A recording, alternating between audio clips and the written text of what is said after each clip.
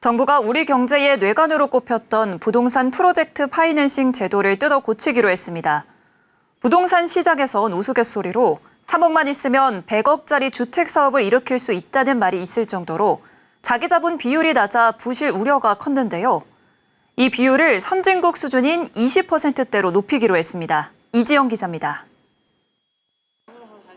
정부가 토지의 현물 출자가 가능하도록 세제 혜택을 부여해 부동산 PF 사업의 자기 자본 비율을 높인다는 계획입니다. 핵심은 토지의 현물 출자. 토지주가 땅을 파는 게 아닌 현물 출자 방식으로 투자에 참여하도록 유도해 시행사의 자기 자본 비율을 높인다는 겁니다. 이 같은 방법으로 2028년까지 PF 사업의 자기 자본 비율이 평균 20%가 되도록 유도한다는 방침입니다. 정부는 오늘 열린 경제관계 장관회의에서 이 같은 내용을 담은 부동산 PF 제도 개선 방안을 발표했습니다. 먼저 PF 사업이 고금리 대출 구조에서 자본 투자 방식으로 전환되도록 지원하겠습니다. 토지주가 토지를 출자하여 주주로 참여하도록 세제 지원하고 이번 PF 제도 개선 방안을 기반으로 부동산 산업이 선진화되도록 현재 부동산 개발 사업에서 토지비 비중은 20에서 40% 수준.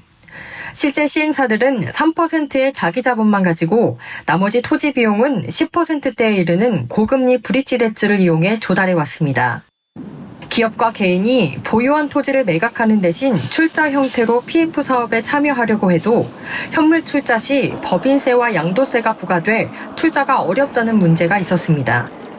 정부는 이 양도세 과세를 이익 실현 시점까지 늦춰 토지주가 현물 출자를 할 수 있도록 한다는 계획입니다. 토지 현물 출자를 통해 현재 3% 수준인 자기 자본 비율을 30%까지도 높일 수 있을 걸로 보고 있습니다. 이렇게 되면 사업자가 토지를 매입하기 위해 연 10%대 고금리의 브릿지론 대출을 받지 않아도 됩니다. 정부는 부동산 PF 사업의 유형별, 지역별 현황과 재무 상태 등을 담은 PF 통합정보 시스템도 구축합니다. 이 시스템이 구축되면 사업 착수 단계부터 토지 매매, 인허가 현황, 자금 조달, 분양률 등 사업장별 전 단계에 걸쳐 현황 정보를 정기적으로 축적할 수 있을 걸로 기대됩니다. 업계에선 이번 개선안이 시장에 안착하면 사업비 절감과 사업 안정성 제고, 분양가 인하 효과가 나타날 걸로 기대하고 있습니다.